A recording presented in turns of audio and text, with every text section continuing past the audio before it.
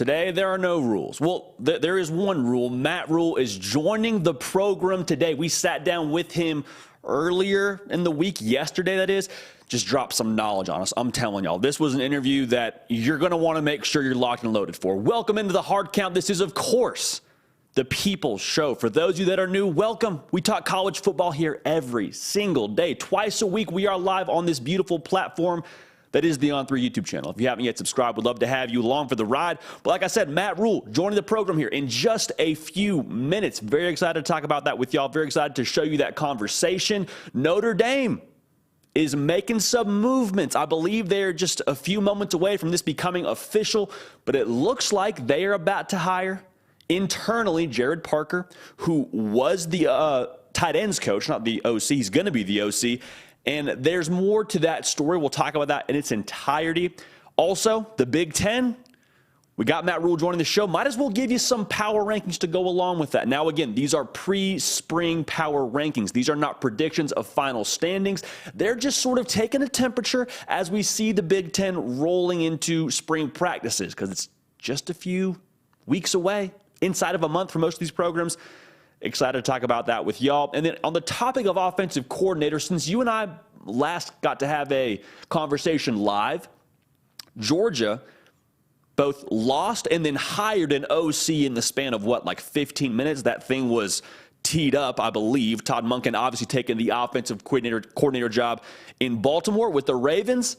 Enter into the OC chair, Mike Bobo. Now, Mike Bobo has been the OC at Georgia before. There is some mixed opinions on him becoming the new play caller again in Athens.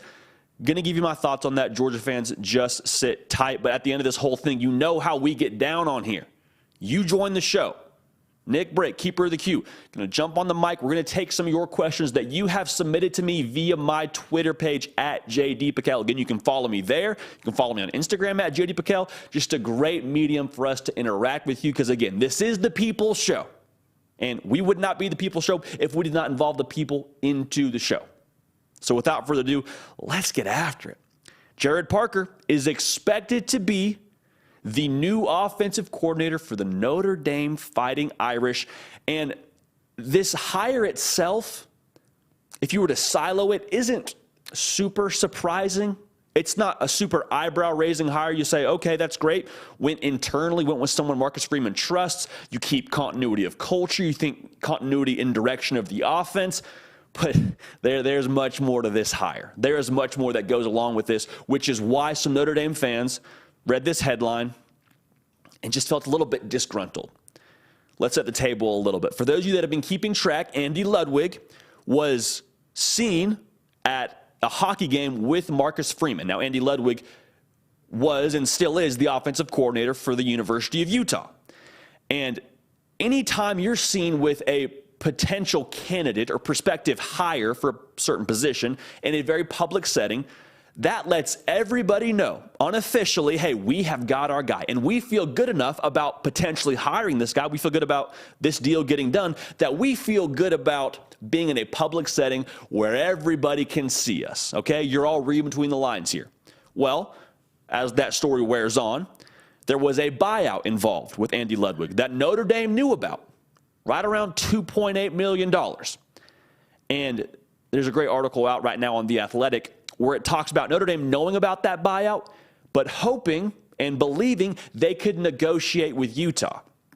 Now, Utah, it's hard to blame them. They're like, hey, we got a good OC, and you're going to have to come pay full price if you want to take him from us. So Notre Dame, as the story goes, sort of cooled it a little bit, sort of bowed out of contention to land Andy Ludwig. Now, that's frustrating.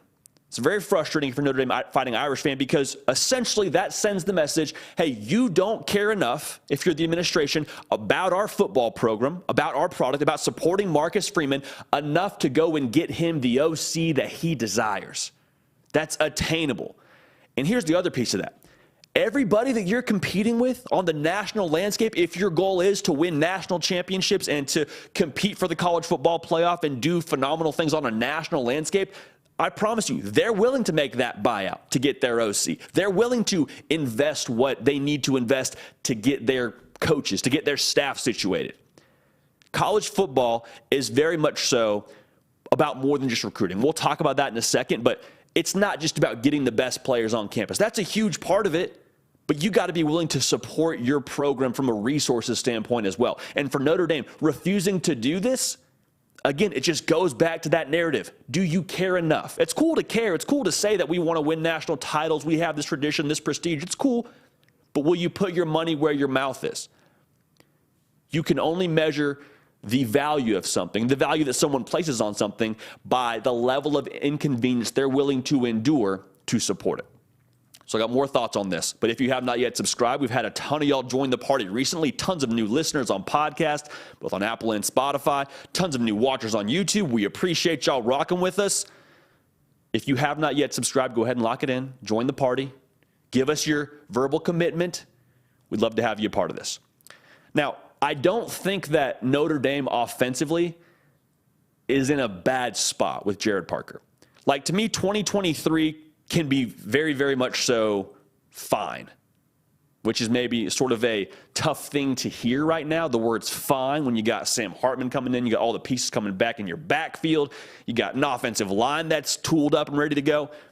But you can be fine in 2023 for reasons that I just said. There's a ton of talent. I don't think that there is going to be a total change in philosophy offensively. Still going to be physical, still going to try and put players in position to succeed from a playmaking standpoint. And you still have a very proven, perhaps one of the most proven commodities at quarterback in a long time for Notre Dame, in Sam Hartman, as he's transferred in to South Bend. So 2023 is going to be fine. Like, I think you can still accomplish all that you want to accomplish. It's not like Gerad Parker is just taking the sticks over as an offensive coordinator. He's never done it before. He's had play calling experience before. This is not his first time in the saddle. And whether it's, I don't know if I want to say true, depending on how much you want to read into reports about how his interview went, it sounds like he crushed the interview process. Now, he was the third choice behind Colin Klein and Andy Ludwig, so take of that as you will. But when it comes to sitting down, having a conversation with the head coach, having that interview, passed with flying colors is the report. Now, would you have heard differently if that wasn't the case? I have a hard time believing that. But if we're going to take Coach Freeman and we're going to take the press at their word, we'll roll with that. Also, you hired Gino Guidugli as your quarterback's coach. And the silver lining here for me is he coached Desmond Ridder at Cincinnati. Desmond Ridder came to Cincinnati as a 3-star recruit and is now obviously an NFL quarterback. So there's some pieces here along with this staff, with Gerad Parker, that could allow you to be successful. Again, 2023 is not my concern. Notre Dame, to me, will look very similar to how they did last year from a direction standpoint. The play calling may look different a little bit. The scheme may look minutely different. I don't expect a ton of change, but the direction of the offense with we're going to be physical, we're going to let our quarterback deal it because we have a proven quarterback. Like, I think that's going to be the flavor that you expected before Gerad Parker got the sticks. It's the expectation you can have now with him, again, reportedly being set to become your offensive coordinator. So here's the bigger issue, and I don't want to beat a dead horse, but we have to talk about this. Marcus Freeman, before last year, had never been a head coach before. He's not even 40 years old. At Notre Dame, my concern is that we won't ever get to have an accurate perception of what he can be as a head coach. Because how many of you know this? As a head coach, you can recruit your tail off and you can coach with the best of them from an X's and O's standpoint, but if you don't have the support from your school to assemble your staff, it's all for naught. A head coach is the face of a program. He's a CEO. He manages the whole operation. But your staff is where the X's and O's, where the coaching gets done. That's what the great programs have. We just saw Todd Monken leave Georgia, and we saw what he did for that offense at Georgia. And Kirby Smart's incredible. Kirby Smart is one of the best in the game right now if we're going to take the sample size of the last 2 years. But without Todd Monken, I don't know if they go back-to-back. Again, that's a whole other conversation. But I'm saying that to emphasize that your staff as a head coach really is what allows you to be successful.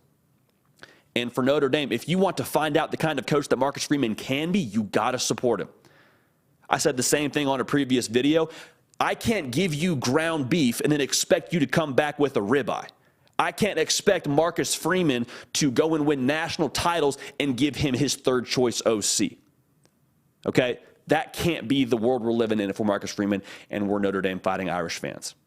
So Gerad Parker, again, is expected to be the next OC in South Bend. I think 2023, you're fine. The precedent this sets for me, though, for Marcus Freeman going forward, I'm concerned a little bit. If this is how we're going to treat our first OC hire, what's it going to look like when I need more resources for something else in the future?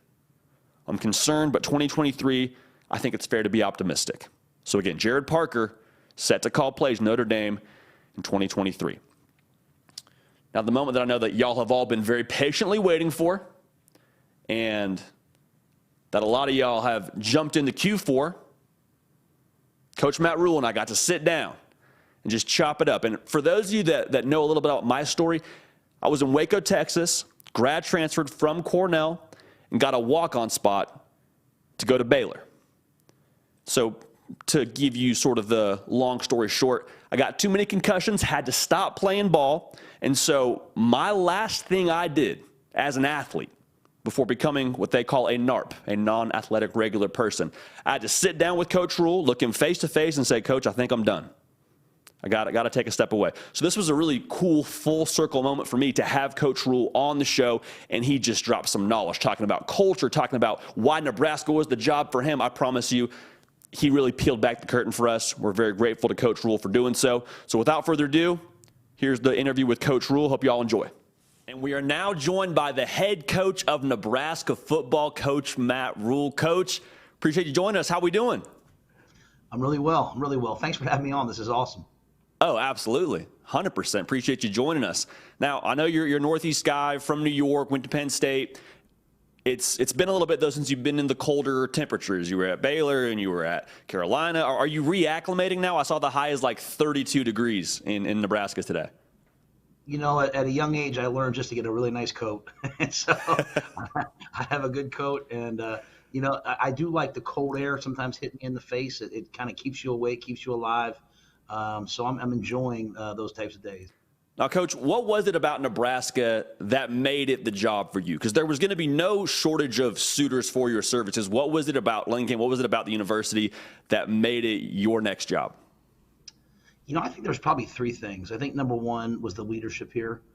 Trev Alberts, Admiral Ted Carter. When I talked to them, the questions they asked were the things I care about: player development, being tough, being physical. Kids going to class, kids getting, a better life for having been here. So it told me that, their mindset, the things they believed in were the most important. I think number two, what Nebraska fans want, the style they want, playing defense, playing special teams, running the football, that's who I am. And so, sometimes it's hard to fit a square peg into a round hole. So I wanted to go somewhere that believed in the style of football that I believe in. And, JD, I'll tell you this, man, it's one thing to go to a place and try to take it somewhere it's never been. As I sit here in my office, I can see the national championship ball right there. They've won 5 national championships. So we're not trying to take Nebraska somewhere it's never been. We just want to get it back to a place that we believe it rightly deserves to be at. And y'all right now in the middle of winter workouts, I call it like the paying dues portion of the year if you're a college football player. And someone told me once, if you don't like college football as a player, you find out really quickly in winter workouts. You learn a lot about yourself. What have you learned about your team so far through the winter conditioning phase? That they like to work. They'll do what you ask them to do. They've been great in terms of the weightlifting. They've been great in terms of the workouts. They're attacking our mat drill portion. They're at mandatory breakfast. They're at dinner every night. They want to be good. They want to win. And that's all I care about. I mean, if someone really wants to do it and they'll put the time and the effort in, then you know what, we have a real chance. It's a crowded quarterback room. You got Casey Thompson, Jeff Sims.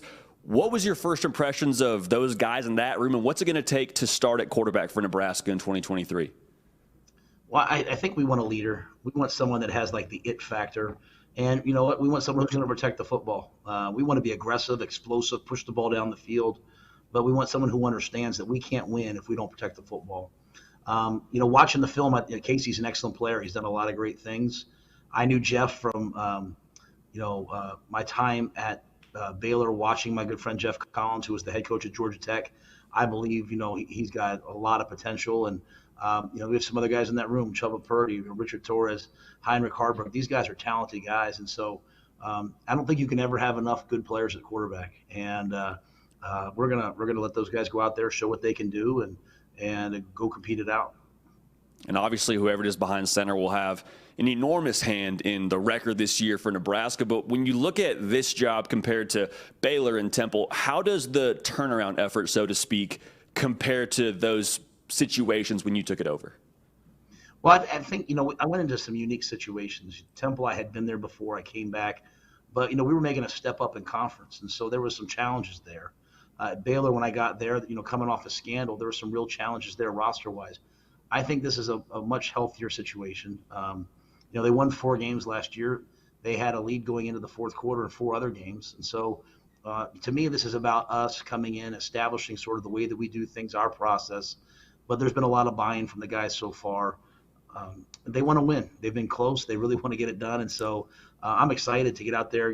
As you said, we're challenging them this winter. They seem to like it, and that's all I care about. We'll get to spring football and see who loves to play the game. And Coach, having been in your program for what felt like a cup of coffee, that's one thing I've really tried to communicate to our viewers. Like, hey, process, culture, that's paramount with Coach Rhule and how he's going to run his ship. How would you define the culture and the identity of a Nebraska coach or a Matt Rhule coach Nebraska football team? Well, I think you said it really well. We can't control the results. We can't control the officials. We can't control the weather. We can't control the other team. But we can certainly be a team that's really well prepared, that has paid dues, that shows up each and every game, that wants to play the game the right way. We don't want to beat ourselves. We want to control the line of scrimmage. We want to play great special teams. We want to run the football. We want to be great situationally. And you know what? I want to be the type of team that if you come watch us play, you can't tell whether we're winning or losing. And we play the game one way because we love to play. We love to play for each other. We're nowhere close to that yet because we haven't built those connections and relationships yet. But we're making progress, and we're making pretty good progress, which I'm happy about. And where does that obsession with the process come from for you personally? When I played for Joe Paterno, and that's what he was, and worked for Tom Coughlin. Really, that's who he was. And what I'd say to you is, as early as a head coach, my first year, we were 2-10, and at one point we were like 0-6. And you're sitting there, and you're like reading, Pete Carroll. You're reading, Nick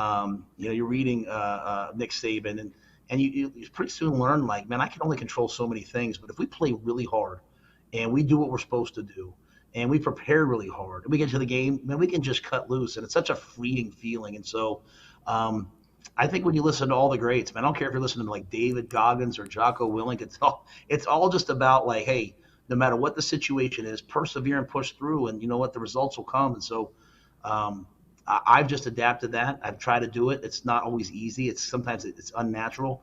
The process does not mean that you think you're going to lose. It means that, man, you're going to do everything you can with every bit of your being to win. And that's something that we're trying to establish our process here right now. As I said, it's not there yet, but I like where we're at right now. So is Goggins and Jocko, are they in the podcast rotation for you a little bit here? Like getting in the office early, are they on the speaker for you? 100%, man. I haven't read Goggins' new book, but I just think those guys are elite. And again, I like to listen to all kinds of people. If I'm going to spend some time listening to something, unless it's a little Dave Matthews or Chris Stapleton, I'm going to listen to someone else tell me how they were successful, and so I can see how I can apply it. There you go. When it comes to that culture and protecting that culture in modern college football, obviously everyone's going to talk about player mobility and the transfer portal. So how do you go about, in your mind, protecting that culture when there's so much moving pieces throughout college football? Well, I think young people they want to be in a positive, stable, transparent environment. And so I can't control who wants to be here and who doesn't. But I've never been able to control that. Guys could transfer forever. They could go to FCS. They could leave and file a waiver. My thing has always been, if someone doesn't want to be here and they don't want this level of what we do, then that's okay. We don't want them to be here if they're unhappy. My job is to build a program that people want to be in. My job is to build a program where people feel valued and they feel like they're being poured into. And so we're gonna try to do it that way. And I believe that more guys will stay than won't. The guys who won't, we still love them. We want them to go be happy. And when the time comes, if someone does leave, now we have a chance a mechanism with the transfer portal to go out and get somebody else. We're going to be mainly a high school recruiting team. We're not going to be a huge transfer portal team, but we'll take guys at the right time in the right places. And again, to me, it's all about guys having a good experience while they're with us. Now, looking forward to spring football, what is the number one priority for you and this team to get the ball rolling headed into the fall? You know, we want to be a physical team. We want to tackle. We want to block. We want to run the football, stop the run, those kinds of things. So I think the biggest thing for me is establishing that culture of physicality. You know, I believe in practicing in a competitive way. No one wants to go out there and just do drills all the time. We will do them because you need to do them. But I want to go compete.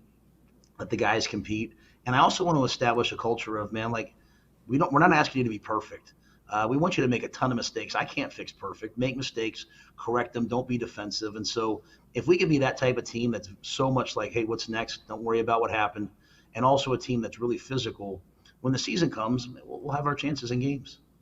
And, Coach, you've been there for like 15 minutes speaking about recruiting at the high school level. Y'all had a top 30 class, got 28 guys in the 2023 class. If I'm a recruit watching this on YouTube or however I'm watching this, what is the pitch for you to get them to come to Lincoln and be a part of what you're building? Well, I think if they come here, it's a program that wakes up every day saying, hey, how can we make these guys better? You know, I was in the NFL. I had guys coming into me from all different places. I've seen a lot of programs, man. It's what can you do for the program? And our program's more about what can the program do for you. Doesn't mean that we make it all about you, man. We're gonna hold you to a high standard. But we're going to make sure you're the best that you can be academically, athletically. We want our guys to graduate. We want our guys to have great jobs afterwards. We want them to get master's degrees. We also want them to win championships, you know, be All-Americans, get drafted, play in the NFL. That's all we care about. I mean, I've coached enough by now after 10 years. I'm really only here for the players. And so guys that want that, they want that love and that support, but also that accountability and standard. This is the right place for them. Well, Coach, we appreciate you making time for us. I know you have a ton of things going. You got mat drills in the morning. I'm sure you have other media obligations, but appreciate you making time. And we're fired up to watch y'all get after it here in the spring and into the fall. Well, I'll say this to you. I don't watch very many things. I'm busy, but I've had a chance to watch you on this, and I think you do an elite job, man. So anytime you need me, just call on me, brother. Appreciate it, Coach. Thanks so much. You have a great one. I'm telling you, man, one of the best in the business. If you're in Nebraska, you don't need me to tell you. You just saw Coach Rhule. You just heard what he talked about with what they want to be as a program with blocking and tackling and playing that style of football that you have long since waited for to come back to Lincoln. I'm telling you, give him some time, but I feel very confident about where that program's headed under him. I will just say this before we move on. I remember distinctly being at Baylor and sitting in the locker room after a summer workout. And summer workouts, I'll just tell y'all, they're brutal. Like, it's hot, you're conditioning, you're also lifting after you condition. Like, those are, I would say, just a step below what winter workouts are in terms of intensity and all that. But my point in saying that is, I remember sitting in my locker and having zero doubt that we were doing the right things to win. Baylor obviously ended up going and playing for a Big 12 title, ended up playing for a Sugar Bowl. Coach Rhule got his chance at the NFL. Very excited he's back in college. If you have not yet liked or subscribed, if you want to see more of Coach Rhule, want to see more Nebraska coverage, go ahead and hit the thumbs up button for us. Go ahead and subscribe. This is the People Show. We want to hear from y'all, and we want to do more of what you want to see, but we appreciate y'all rocking with us. And, again, appreciate Coach Rhule for making some time out of his very busy schedule to come and hang out with us here on The Hard Count. It's a nice little segue into what is the state of the Big Ten before spring practice gets rolling. Got our Big Ten pre-spring power rankings. Now, again, I want to stress this. These are subject to change. These are not predictions for the 2023 season. This is just how I see the conference's top 5 heading into spring practice. All right, at number 5, got the Purdue Boilermakers. Now, they're under new management, are the Boilermakers. Coach Ryan Walters coming over from the Fighting Illini, and he's going to be the head coach. Now, not only do you have a new head coach, you also have a very talented quarterback in Hudson Card. You got Devin Mockabee, who ran for almost 1,000 yards, just got him a nice little Scully in that first team meeting. I'll just say this about Purdue. They played for a Big Ten title last year. I think they're sneaky. I think they're very sneaky. There's a lot of teams you probably could have put in that 5 spot. I would have listened to conversations about Maryland. I would have listened to conversations about Minnesota. Just from what they have at quarterback with Hudson Card and what they played like last year, I think they're sneaky. So keep an eye on Purdue in the Big Ten West. I also, quite frankly, I'm a little bit biased here based on that conversation we just had with Coach Rhule. I would have listened to Nebraska in that 5 spot, okay? I would have listened, but I'm going to wait a little bit longer to see what they have under the hood in year 1. But I'm telling you, Purdue at number 5, keep an eye on the Boilermakers. At number 4, how about the Wisconsin Badgers? To me, this is a team that is on boom watch. And when I say boom watch, I mean you better keep an eye on them throughout spring, throughout the early parts of the season. And they could be a team that pops right away because they've got some pieces that are really exciting to me.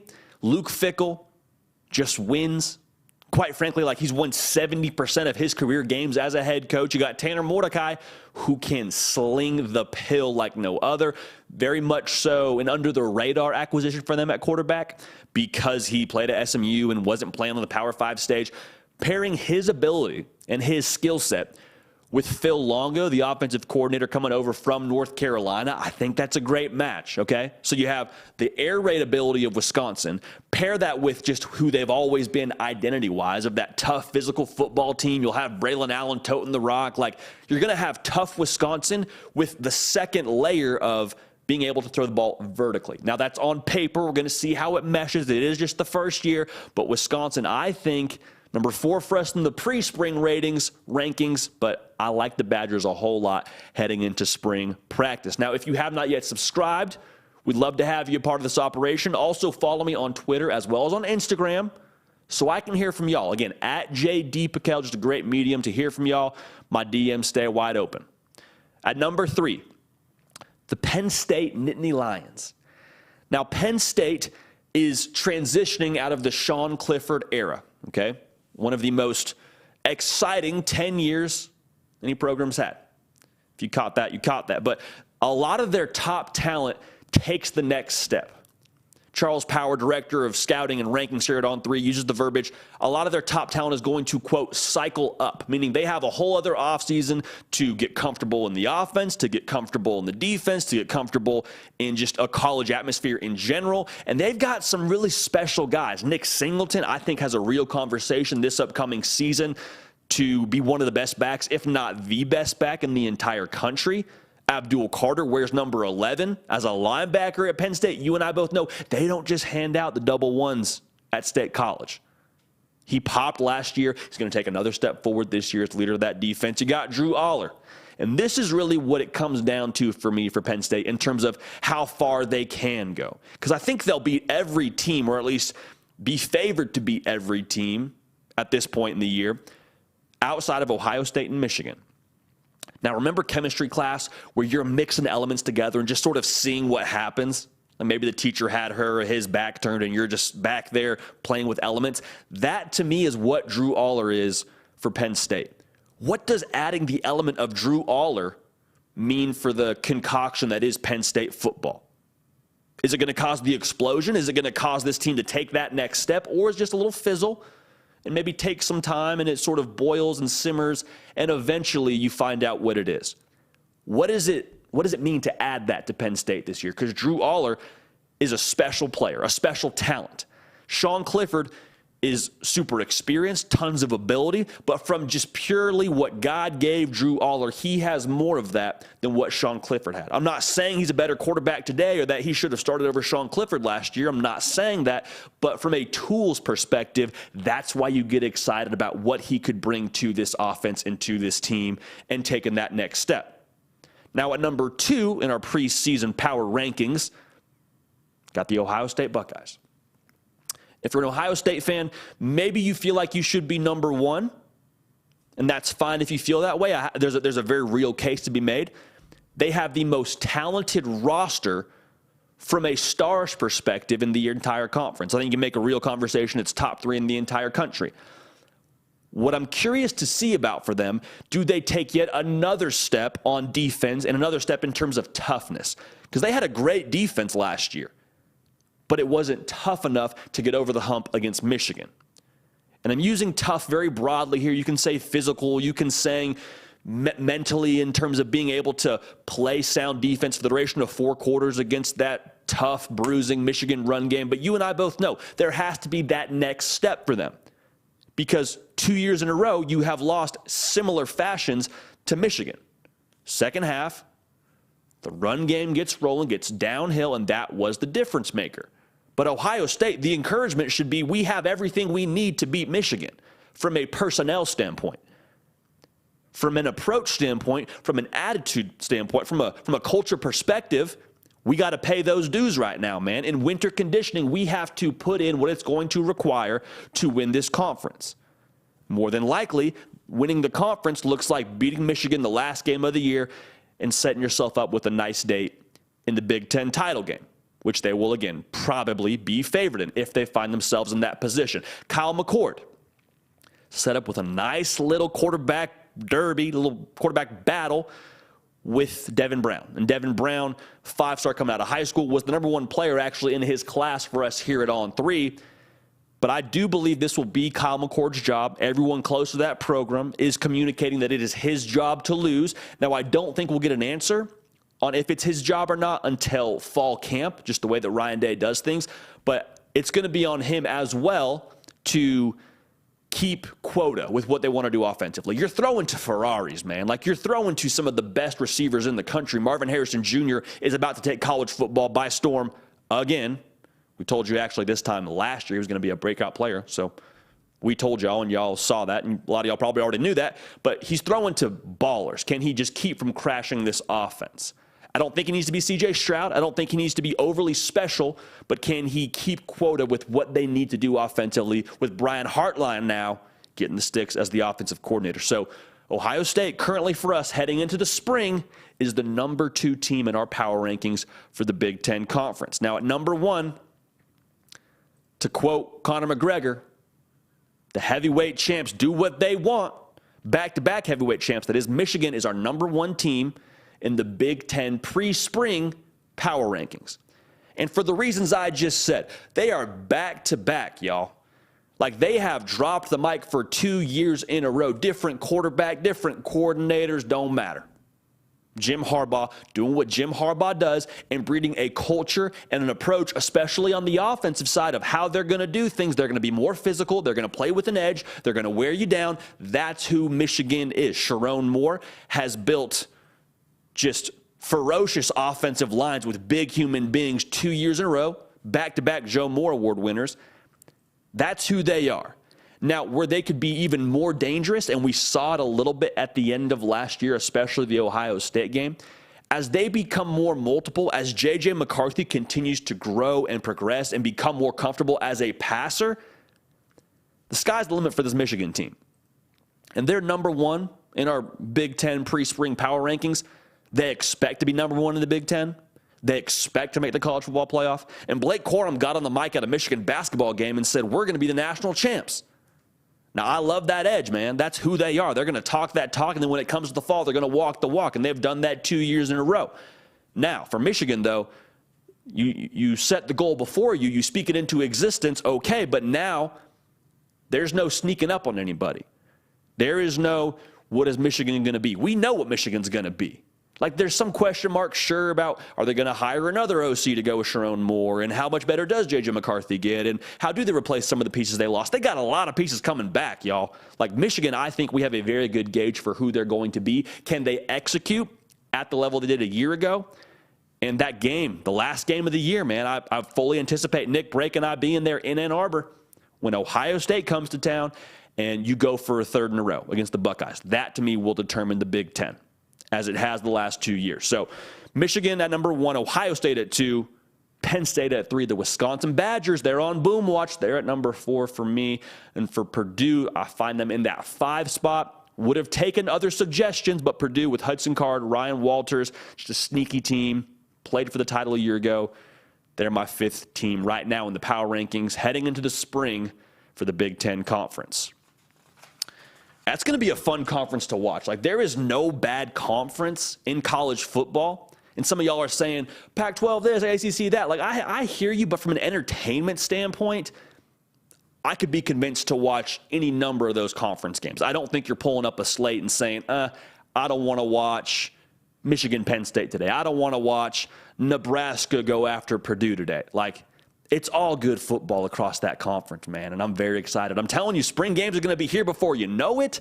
Spring intel on this show, on this channel, so make sure you're subscribed. Hit the thumbs up button for us here real quick as we keep this thing moving. But football, man, it doesn't stop. College football takes zero breaks, and that's why we get to have this channel, why we get to have this show.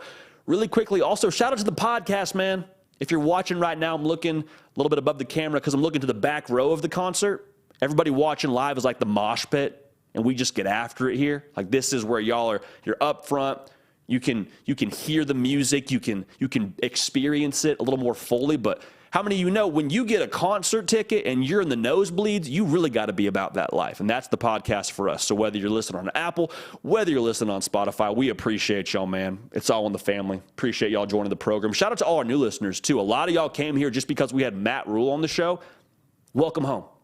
Welcome home. You have found your spot for college football content, not just during the fall, not just during the dark days of winter and spring. Like, no, we got you covered year round, okay? So we appreciate you rocking with us, again, content year round. Every single day we talk about college football. This show is live twice a week. Hit the subscribe button, hit the bell for us so we can keep on rolling here.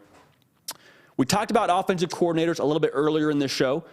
Let's keep that theme rolling, shall we? Todd Monken, offensive coordinator for previously Georgia Bulldogs, is now taking the same position with the Baltimore Ravens.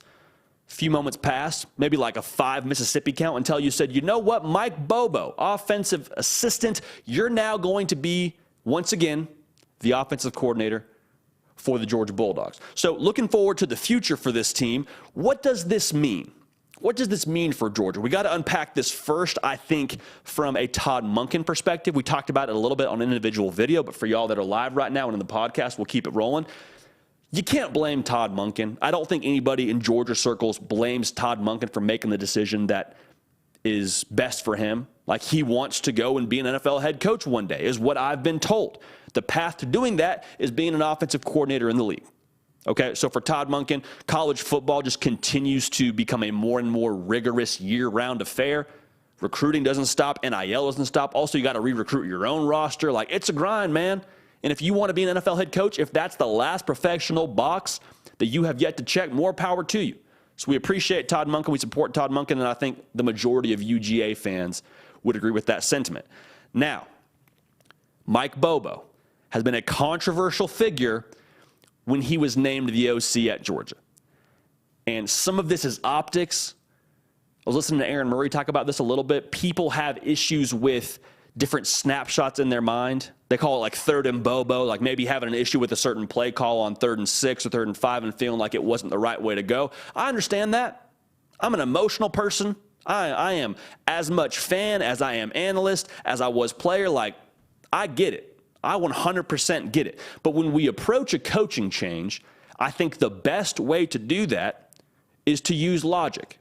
So we put the pitchforks down, put emotion aside for just a second. Let's look at logic. You don't have to be blindly all in on this, but what's going to make or break Georgia in 2023? What will be the reason why they do or don't win a national title for the 3rd year in a row? My personal opinion on this is quarterback play. You won the last 2 with Stetson Bennett. Stetson Bennett's gone to the league. You're going to have somebody playing quarterback. Now, it's going to either be Carson Beck, Gunnar Stockton, could be Brock Vandagriff, all good options. But what is Mike Bobo most credited for? What is he most known for? Being a QB whisperer. Worked with Matt Stafford. Was the coordinator for Aaron Murray when he pretty much owns all the SEC passing records for a career. Like, if we're putting 2 and 2 together here, Mike Bobo, from a quarterback perspective, might be what you need. Now, again, I am not telling you have to be blindly all in on this, but to say he doesn't have a positive track record or any positive things on his track record is just not true. Look at the numbers here. In 2012, was the OC for Georgia. Averaged 37 points a game. That'll win you some ball games. Okay, 2013, yet again, 37 points a game. Did the Georgia offense average. Now, you lose Aaron Murray, okay? So you say there's going to be a drop-off, right? What's going to happen? No. You average 41 points a game in 2014. So the proof is in the pudding there, y'all. Like, I understand the snapshots bother you. I understand there is certain memories you have associated with Mike Bobo. But when you look at the data, when we use logic purely, there's some things to like there with Mike Bobo. He's coached successful offenses. Even more importantly, in my opinion, he's coached successful quarterbacks. You don't have to be blindly all in, but the logic is there that supports Mike Bobo can coach some ball now. Really quickly, I got more thoughts on this, but if you have not yet subscribed, excuse me, I'm getting too excited. We'd love to have you a part of this party. We'd love to have you a part of this community. Follow me on socials at JD Piquel on Twitter as well as on Instagram. Throw us a thumbs up while you're at it. I appreciate it. Now, the issue you may have, you say, well, hey, look at what he did at South Carolina. Look at what he did at Auburn. Those weren't success stories. Those don't fire me up. Those don't inspire passion or optimism from a fan. I feel you. I hear what you're saying. But again, context.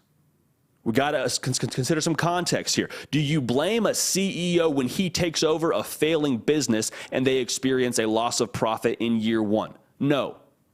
The business was already failing. 2021, Auburn already had issues.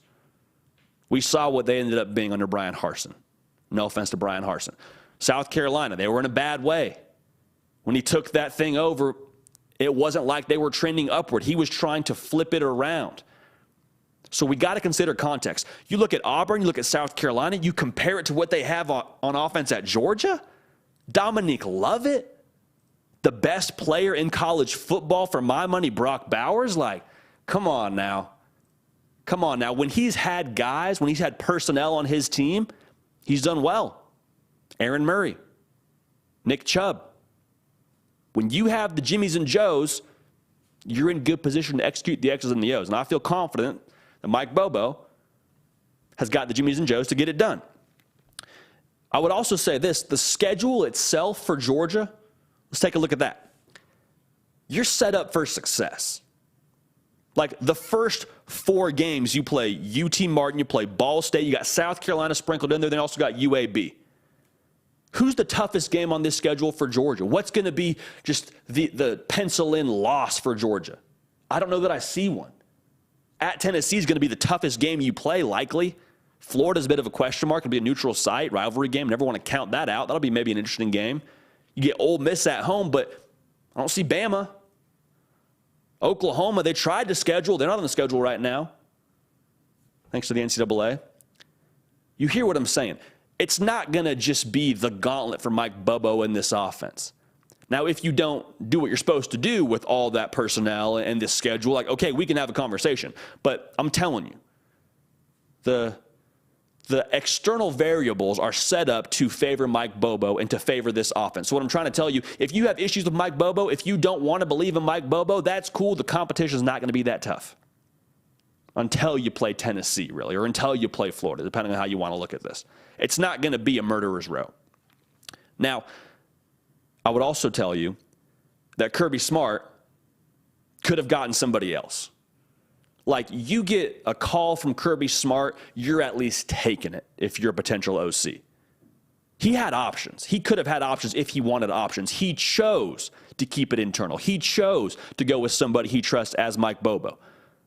So to some degree, you got to say, all right, do I trust Kirby Smart? Do I trust his judgment?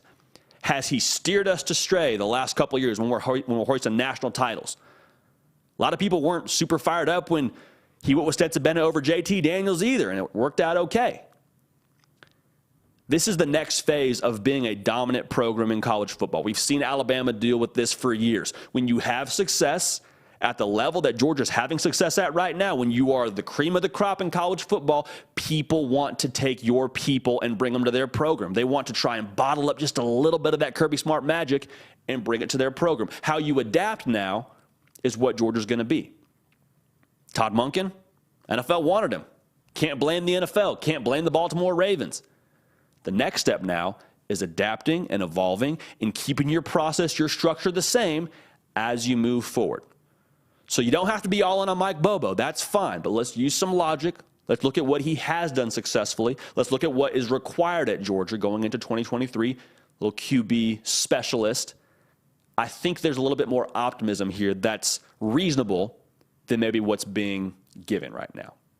All right? Schedule set up for success. I think they're going to be okay. I don't think Georgia's going to be in trouble with Mike Bobo calling the plays. All right? So rest easy in Athens. I'm telling you, man, there's been no shortage of storylines in college football. Notre Dame getting an OC, Miami getting an OC, Georgia getting an OC.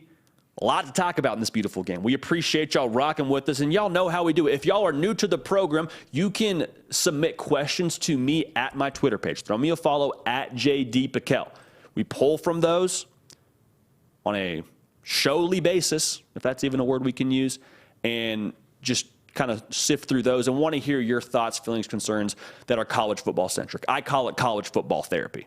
That's what we want to have right now. So bringing in the man, the myth, the legend, heavy lifter extraordinaire, pride of Owensboro, Kentucky, Nick, heavy lifter break. Nick, how we doing, my guy? What's up, JD? And hey, everyone watching, I know I've been in the chat for the last hour or so, kind of nudging you all to hit the like button, but please do. It helps us. Subscribe if you haven't. JD, it's got a lot more cool interviews coming your way in the next couple of days, so in the next couple of weeks too. So, Nick, should we tell him? Should we tell him who we got cooked up for him? Actually, yeah, I think we got brewing a little bit. Yeah, probably should. Let's get one more like in here, and then we'll tell y'all who we got going on. For those of y'all, oh man, y'all are quick. Wow, okay. You. Hey, appreciate you, man. Okay, there you go. We hit 100. Some of y'all were saying this before the show even got started because we teased it. We teased it on our last live show. The order shuffled a little bit on us. We got Shane Beamer, head coach of South Carolina. I told you before, I would commit to him. I would commit to him if I had any eligibility left. Walk-on scholarship, don't matter. We talk about that as well, actually, in the interview. But Shane Beamer will be on the show. We'll be airing our one-on-one interview with Coach Beamer on Tuesday. So come right back here, subscribe, hit the bell, and we're going to have that ready for you. So we appreciate y'all rocking with us and making this whole thing happen. But Shane Beamer is the next guest for us on the hard count. And I'll say this, too. Nick, he's not the last one. He's not. He's not the last one. That's awesome. Per sources. That's what the streets are saying. Per sources, yeah. Well, hey, what do you say we get to some tweets from our faithful followers? Gosh, I would love that so much. I would love that so much. Here we go. We got a good one right here. Ethan, what does LSU have to do this upcoming year in order to ensure consecutive wins over Alabama? That's a tough one, JD. Ethan, step into the office, my guy. Take a seat. College football therapy, it's in session. It's fair to want this. I would say it's even, in some ways, fair to be optimistic about this. Beating Bama twice in a row is a tall, tall task. Now, how do you do it? The defense has to take even another step. And Harold Perkins is going to be on a lot of these preseason magazine covers, and you're going to find him on a lot of Heisman hot boards. If a defensive player were to win it, like Harold Perkins is special. Do not get it twisted. To me, though, for LSU to go back-to-back against Bama, I need Jaden Daniels to get in his Duffy, man. I need him to take another step as a passer. And some of that, I think, is his offensive line allowing him more time because they played with like two true freshmen on the offensive line last year. It wasn't like he had all day back there to throw. I believe he's shown he can be a consistent passer. So I'll kind of couple this and say Jaden Daniels being a consistent downfield passer that goes with pulling the trigger downfield, which some LSU fans were a little bit irritable with him last year for not taking enough shots downfield. So we'll pair that along with the offensive line continuing to gel. They played really well down the stretch last year, but I want to see that from game one all the way through. Have some consistency. And if you can do that, that's going to give you a chance to beat Bama. Now, some of this, obviously, with it being a matchup, depends on what Bama's going to have at quarterback and how they mesh under a new OC and a DC. So it'll be a blast to watch that one. I believe it's in Tuscaloosa this year. I'm sure that Nick Saban is providing tons of bulletin board material for his team in Tuscaloosa, but that'll be fun. Nick, who knows? Maybe we'll be at that one, man. I was going to say the same thing. Who knows? That could be on the tour. We'll see, man. Yep, absolutely. Great question, Ethan. Next question coming from City or Buff City. It's Brian. Does Washington and Oregon need to move out of the Pac-12 to stay relevant? Could a move to the Big 12 or the Big 10 even be possible for these two teams? So the interesting piece with this question is the media money that I think is being talked about here is substantially more in the Big 10 than it is other places. And so the reason why I think this question is interesting, if Coach Prime has success at Colorado, there's going to be a lot of programs knocking down the door and saying, we want Coach Prime. We'll pay whatever to get him here. We want him running our operation. Okay? So for Colorado, how do you combat that? How do you try and play defense against that? You got to be able to pay him.